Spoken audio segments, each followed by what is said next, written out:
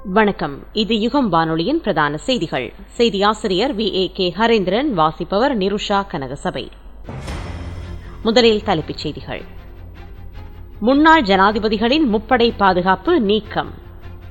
103 Myanmar அகதிகளையும் Keppapilavu படை முகாமில் தடுத்து வைப்பதற்கு அரசு முடிவு. வாக்குறுதிகள் எதுவும் நிறைவேற்றப்படவில்லை என்று முன்னாள் பாராளுமன்ற உறுப்பினர் கோவிந்தன் கருணாகரம் குற்றச்சாட்டு. கிளீன் ஸ்ரீலங்கா வேலை திட்டம் எதிர்வரும் 1ஆம் திகதி முதல் ஆரம்பம்.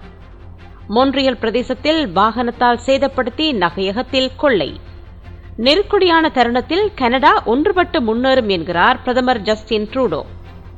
கனடாவில் இழைக்கப்படும் குற்றங்களில் இந்தியர்களுக்கு சம்பந்தமில்லை என்கிறது இந்திய அரசு. அமெரிக்காவில் 2 இளம் பெண்களை கொன்றவருக்கு 130 ஆண்டுகள் சிறை. அமெரிக்காவின் குவாண்டனமோ சிறையில் அடைக்கப்பட்டிருந்த மலேசியர்கள் 2 18 ஆண்டுகளுக்கு பிறகு விடுதலை. இனி விரிவான செய்திகள். தாயக செய்திகள். முன்னாள் ஜனாதிபதிகளின் பாதுகாப்பு கடமைகளில் ஈடுபடுத்தப்பட்டிருந்த முப்படை வீரர்களை இன்று முதல் அமலாகும் வகையில் நீக்குவதற்கு தீர்மானிக்கப்பட்டுள்ளது. இந்த விடயம் தொடர்பில் முப்படை தளபதிகளுக்கும் உரிய ஆலோசனைகள் வழங்கப்பட்டுள்ளதாக பாதுகாப்பு அமைச்சு தெரிவித்துள்ளது. அதற்கமைய முன்னாள் ஜனாதிபதிகளின் பாதுகாப்புக்காக இன்று முதல் போலீஸ் அதிகாரிகள் மாத்திரம் தொடர்ந்தும் கடமையில் ஈடுபடுத்தப்படுவார்கள் என்று பாதுகாப்பு அமைச்சு குறிப்பிட்டுள்ளது. முன்னாள் ஜனாதிபதிகளின் பாதுகாப்பு கடமைகளில் போதுமான அளவு போலீஸ் உத்தியோகத்தர்கள் ஈடுபடுத்தப்பட்டுள்ளதாக போலீசார் தெரிவித்துள்ளனர். 6 மாதங்களுக்கு ஒருமுறை மீளாய்வு செய்யப்பட்டு பாதுகாப்பு நடைமுறைகளில் மாற்றத்தை ஏற்படுத்த நடவடிக்கை எடுக்கப்படும் என்றும் போலீசார் குறிப்பிட்டனர். கடந்த வாரம் முல்லைத்தீவு மீனவர்களால் கடலில் மீட்கப்பட்ட மியன்மார் நாட்டு அகதிகள் 103 பேர் முல்லைத்தீவு கேப்பாபிலவு விமான படைத்தள முகாமில் தடுத்து வைக்கப்படுவதற்காக இன்று மாலை 5 மணியளவில் அங்கு அழைத்து வரப்பட்டுள்ளனர். இவர்களை மிரிகானவில் உள்ள தடுப்பு முகாமில் தடுத்து வைப்பதற்கு திருகோணமலை நீதவான் நீதிமன்றம் ஏற்கனவே உத்தரவிட்டிருந்தது. அதன் பிரகாரம் இவர்களை மிரிகானவுக்கு அழைத்துச் செல்வதற்கான ஏற்பாடுகள் செய்யப்பட்டு சில தினங்களுக்கு முன்னர் அவர்கள் திருகோணமலையிலிருந்து அங்கு செல்வதற்கு வாகனங்களில் ஏற்றப்பட்டனர். எனினும் மிரிகான முகாமில் அவர்களை வைத்து பேணுவதற்கான வசதிகள், உரிய நிதி ஏற்பாடுகள் இல்லை என்று தெரிவிக்கப்பட்டதால் அவர்கள் இடைவெளியில் திருப்பி திருகோணமலைக்கு கூட்டி வரப்பட்டு திருகோணமலை ஜமாலியா பாடசாலையில் தொடர்ந்து தங்க வைக்கப்பட்டிருந்தனர். மீண்டும் இன்று காலையில் அவர்கள் 2 பஸ்களில் ஏற்றப்பட்டு மிரிகானவுக்கு அழைத்துச் செல்லப்பட்டனர். இடைவெளியில் மிகிந்தலை ஹபரண பகுதியில் அவர்கள் பயணித்த பஸ்கள் இடைநிறுத்தப்பட்டன. மிரிகானவுக்கு அவர்களை அழைத்து வர வேண்டாம் என்ற உத்தரவு பஸ் பொறுப்பாளர்களுக்கு கிடைத்தது.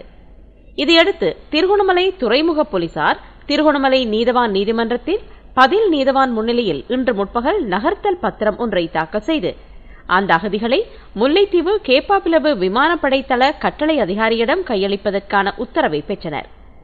அந்த உத்தரவு பத்திரம் இன்று பிற்பகல் மோட்டார் சைக்கிள் மூலம் எடுத்து விரையப்பட்டு ஹபரண பகுதியில் நிறுத்தப்பட்டிருந்த அகதிகளின் பஸ்களின் பொறுப்பாளர்களுக்கு வழங்கப்பட்டது.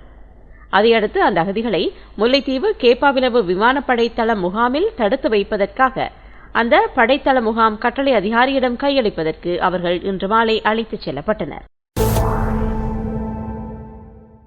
அனுரகுமார அரசாங்கம் தமிழ் மக்களுக்கு வழங்கிய எந்தவொரு வாக்குறுதியையும் நிறைவேற்ற இதுவரை எவ்வித நடவடிக்கையும் எடுக்கவில்லை என்று முன்னாள் பாராளுமன்ற உறுப்பினர் கோவிந்தம் கருணாகரன் தெரிவித்தார். வடக்கு கிழக்கில் கணிசமான மக்கள் இந்த அரசாங்கத்துக்கு வாக்களித்ததாகவும், எனினும் இந்த அரசாங்கம் ஆட்சிக்கு வர முன்னர் வழங்கிய வாக்குறுதிகளை நிறைவேற்றுவதில் ஆர்வம் கொள்ளவில்லை என்றும் அவர் குறிப்பிட்டார். வடக்கு கிழக்கை மையமாக கொண்ட அத்துமீறிய குடியேற்றம் நிறுத்தப்படும், அரசியல் கைதிகளை விடுதலை செய்வோம், வலிந்து காணாமலாக்கப்பட்டவர்களின் பிரச்சினைக்கு முடிவை கொண்டு வருவோம் என்ற பல வாக்குறுதிகளை வழங்கியதாகவும் அவர் சுட்டிக்காட்டினார். மட்டக்களப்பு வாவிக்கரையில் உள்ள அவரது காரியாலயத்தில் நேற்று இடம்பெற்ற ஊடக சந்திப்பில் அவர் இவ்வாறு குறிப்பிட்டார். இலங்கையின் அரசியல் நிலைமை விறுவிறுப்பாக போய்க் கொண்டிருக்கின்றது. எதிர்வரும் ஜனவரி மாதம் 12ஆம் தேதி ஜனாதிபதி மீண்டும் சைனாவுக்கு செல்ல இருக்கின்றார். இந்திய சைனாவின் அதிகார போட்டியினுள்ளே இலங்கை மீண்டும் ஒரு முறை சிக்கி இருக்கின்றதாகத்தான் எங்களுக்கு தெரிகின்றது. கடந்த காலத்திலே போராட்ட இயக்கமாக இருந்த NPP இன்று ஆட்சியை பிடித்திருக்கின்றார்கள். ஆட்சியை பிடிக்கும் போது ஜனாதிபதி தேர்தலில், பாராளுமன்ற தேர்தலிலும் சில தேர்தல் கால வாக்குறுதிகள் அவர்களது தேர்தல் விஞ்ஞாபனத்திலே உள்ளடக்கப்பட்டிருந்தது. வடக்கு கிழக்கையும் மையமாக வைத்து சில வாக்குறுதிகள் அளிக்கப்பட்டது. வடகிழக்கு சம்பந்தமாக இவர்களால் அறிவிக்கப்பட்ட வாக்குறுதிகள் நிறைவேற்றப்படுவதாக தெரியவில்லை. அரசியல் கைதிகளின் விடுதலை பற்றியும் சொல்லி இருந்தார்கள். தாங்கள் ஆட்சிக்கு வந்தவுடன் அரசியல் கைதிகளை விடுதலை செய்வோம் என்று. ஆனால் ஒருவர் கூட இன்று விடுதலை செய்யப்படவில்லை இன்று வரை. தெற்கை பொறுத்த மட்டிலே அரசியல் ரீதியாக ஒரு சில விடயங்கள் நடைபெறுகின்றது. ஊழலுக்கு எதிரான ஆட்சி என்று கடந்த காலங்களிலே ஊழல் செய்தவர்களது பெயர் பட்டியல்கள் வெளியிடப்படுகின்றது. ஜனாதிபதி நிதியத்திலிருந்து கோடிக்கணக்காக மில்லியன் கணக்காக பணம் பெற்ற அரசியல்வாதிகளது பெயர் பட்டியல் வெளியிடப்படுகின்றது. கடந்த ஜனாதிபதி தேர்தலிலும் பாராளுமன்ற தேர்தலிலும் வடகிழக்கு கூட கணிசமான தமிழ் மக்கள் இவர்களை நம்பி வாக்களித்திருக்கின்றார்கள். ஆனால் வடகிழக்கு தமிழ் மக்கள் பிரதேசம் சம்பந்தமாக கொடுக்கப்பட்ட வாக்குறுதிகள் காற்றில் பறந்த வண்ணம் தான் இருக்கின்றது. சிறுபான்மை மக்களை கோட்டபாய ராஜபக்ஷ ஜனாதிபதியாக வந்தவுடன் எப்படி கணிப்பிட்டாரோ அந்த கணிப்பில் எந்தவித மாற்றமும் இல்லாமல் அனுரகுமார திசாநாயக்க அவர்களும் அவருடைய கட்சியும் நடத்துவதாகத்தான் எனக்கு தோன்றுகின்றது. ஏனென்றால் கோட்டபாய ராஜபக்ஷ அவர்களுக்கு தமிழ் முஸ்லிம் மக்கள் வாக்களிக்கவில்லை. அதை அவர் தன்னுடைய சத்திய பிரமாணத்தின் போதும் கூறியிருந்தார். ஆனால் அனுரகுமார திசாநாயக்க அவர்களுக்கு கணிசமாக தமிழ் முஸ்லிம் மக்கள் வாக்களித்திருக்கிறார்கள். இவர் உணர்ந்து கொண்டு எதிர்காலத்திலே இந்த நாட்டு மக்கள் சமத்துவமான மக்கள் என்று வாகிலிய கூறும் இந்த அரசாங்கமும் ஜனாதிபதியும் இப்படியான தவறுகளை விடாமல் நடக்க வேண்டும் என்பதுதான் எங்களுடைய எண்ணம். கிளீன் ஸ்ரீலங்கா வேலை திட்டத்தை எதிர்வரும் 1ஆம் தேதி முதல் ஆரம்பிக்க உள்ளதாக மாகாண சபைகள் மற்றும் உள்ளூராட்சி மன்றங்கள் அமைச்சு தெரிவித்துள்ளது. 341 உள்ளூராட்சி மன்ற நிறுவனங்களை இலக்காக கொண்டு இந்த வேலை திட்டத்தை செயற்படுத்த உள்ளதாக பிரதி அமைச்சர் ருவான் சேனரத் குறிப்பிட்டார். இதனிடையே கிளீன் ஸ்ரீலங்கா வேலை திட்டத்தை நடைமுறைப்படுத்துவதற்காக ஜனாதிபதி செயலணி ஸ்தாபிக்கப்பட்டுள்ளது. ஜனாதிபதி செயலாளர் நந்திக சனத் குமாநாயக்க, ராணுவ தளபதி, கடற்படை தளபதி, விமானப்படை தளபதி, பதில் போலீஸ் மா அதிபர் உள்ளிட்டோர் இந்த செயலணியில் அங்கம் வகிக்கின்றனர். இவர்களை தவிர நகர அபிவிருத்தி அதிகார சபையின் தலைவரும் இந்த செயலணியில் இடம்பெற்றுள்ளார். 16 உறுப்பினர்களை கொண்ட இந்த செயலணியில் கலாநிதி அனுருத்த கமகே, கலாநிதி காமினி படவிடகே உள்ளிட்டவர்கள் உள்ளடங்குகின்றனர். கனேடிய செய்திகள். மொன்றியல் பிரதேசத்தில் உள்ள நகையகம் ஒன்றில் நேற்று முன்தினம் 21ஆம் தேதி கொள்ளை சம்பவம் ஒன்று பதிவாகியுள்ளது. வாகனத்தில் வந்த கொள்ளையர்கள் நகையகத்தின் பின்பக்கமாக வாகனத்தை வேகமாக செலுத்தி கதவுகளை உடைத்து உள்நுழைகின்றனர். இதன் பின்னர் அங்கிருந்த உரிமையாளர் கொள்ளையர்களுடன் போராடும் காட்சிகள் அங்கு பொருத்தப்பட்டிருந்த சிசிடிவி கேமராக்களில் பதிவாகியுள்ளன. இந்த கொள்ளை சம்பவத்தில் சுமார் $6 லட்சம் பெறுமதியான நகைகள் கொள்ளையிடப்பட்டுள்ளதாக செய்திகள் வெளியாகியுள்ளன. டொரண்டோ ஸ்காப்ரோ பிரதேசத்தில் கடந்த சில மாதங்களாக பல நகையகங்கள் கொள்ளையிடப்பட்டு வந்த நிலையில் தற்போது மொன்றியலிலும் இந்த கொள்ளை சம்பவம் பெரும் அதிர்ச்சியை ஏற்படுத்தியுள்ளது. நெருக்கடியான தருணத்தில் கனடாவுக்கு அச்சுறுத்தல்கள் உருவாகும் போது கனேடியர்கள் ஒன்றுபட்டு முன்னேற வேண்டும் என்றும் எல்லைகளை கடந்து கனடாவை தாம் பாதுகாப்பதாகவும் கனேடிய பிரதமர் ஜஸ்டின் ட்ரூடோ தெரிவித்துள்ளார். எதிர்க்கட்சித் தலைவர் பியர் பொலிரேவுடனான தொலைக்காட்சி நேரலை விவாதத்தின் போது ஜஸ்டின் ட்ரூடோ இதனை தெரிவித்தார்.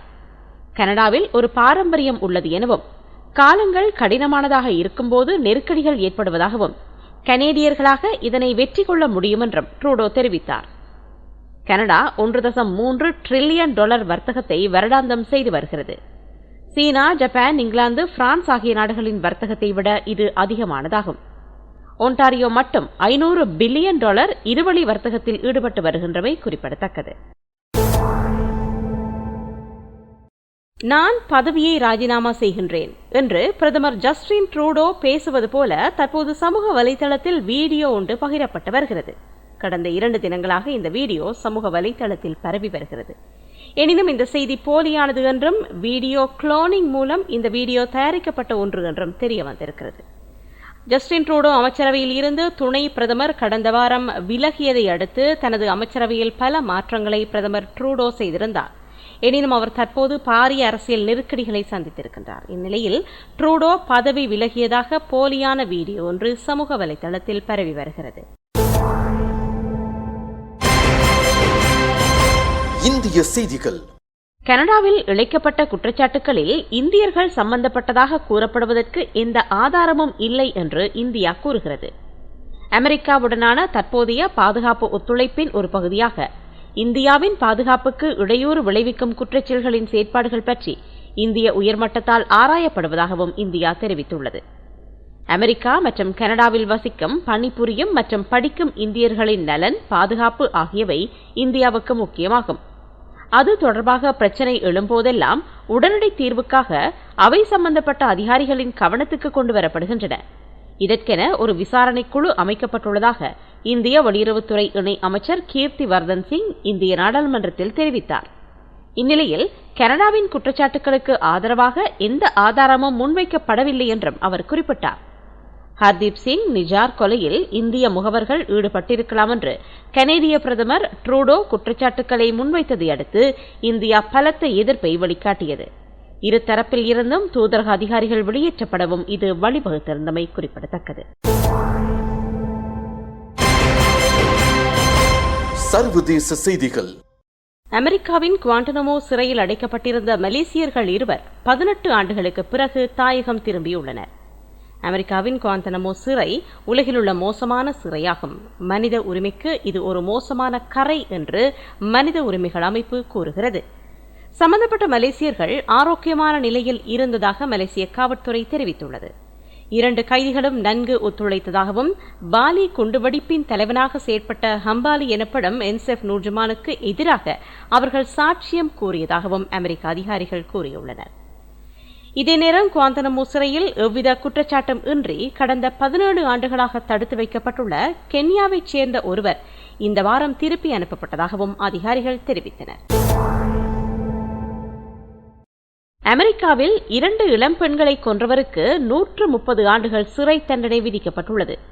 14 வயதான லிபர்டி ஜெர்மன் மற்றும் 13 வயதான அபிகேல் வில்லியம்ஸ் ஆகியோரின் உடல்கள் 2017ஆம் ஆண்டில் அவர்களது சொந்த ஊரான டெல்விக்கு அருகே கைவிடப்பட்ட ரயில் பாலம் ஒன்றின் அருகே கண்டுபிடிக்கப்பட்டன. சந்தேகத்துக்குரிய நபரின் ஆடியோ, வீடியோ ஆதாரங்கள் பாதிக்கப்பட்டவர்களில் ஒருவரின் தொலைபேசியில் பதிவாகி இருந்ததால் இந்த சம்பவம் அனைவரதும் கவனத்தை பெற்றது.